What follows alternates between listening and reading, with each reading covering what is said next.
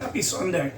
So first things first, I changed the name of the channel to Thought Laboratory from Native American Fascination because I'm just doing different sort of stuff and it's not just about Native Americans. So if you see that name come up and you see me, it's still me. Okay. What I want to talk about today is why does fruit exist? One of the main reasons fruit exists and why it succeeded to exist evolutionarily is because it's a successful strategy for spreading seeds by way of animals consuming the seeds in the fruit.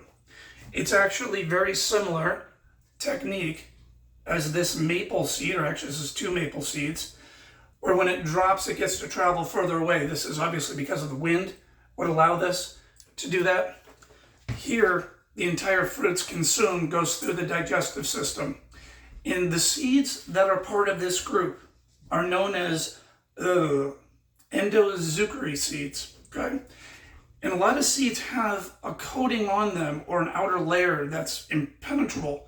So what happens is the digestive system actually breaks down the outer layer, one, and then also when it gets pooped out, that poop actually serves as fertilizer for the seed to then continue to germinate in, okay?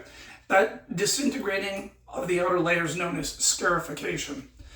A couple examples of this are berry seeds. For example, raspberries, blackberries, things like that oftentimes get eaten by birds.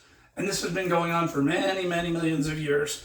And if you ever chew a raspberry or blackberry, you can tell the seeds are hard. So it actually benefits from being broken down by the bird's digestive system. Another one is figs in monkeys. Another one is apples in mammals, especially deer. That happens all the time. One of the things that's very interesting is this is one of nature's symbiotic relationships. So moreover, the fruit is the sustenance for the animal, so that's the benefit for the animal. The seed travels further away from the host, the parent tree or shrub, because the animal carries it away. That's why this all happens. And this is a funny side note. Are you familiar with this? You can thank fruit for why you can consume alcohol without dying. Because humans and mammals and animals have been consuming rotten fruit forever, for so long that mammals, in particular humans, have an enzyme called alcohol dehydrogenase, which breaks down alcohol. And that's why, is because fruit that hits the ground rots, the sugar ferments into alcohol. We've been doing that for so long, our body has adapted to consume it. More later.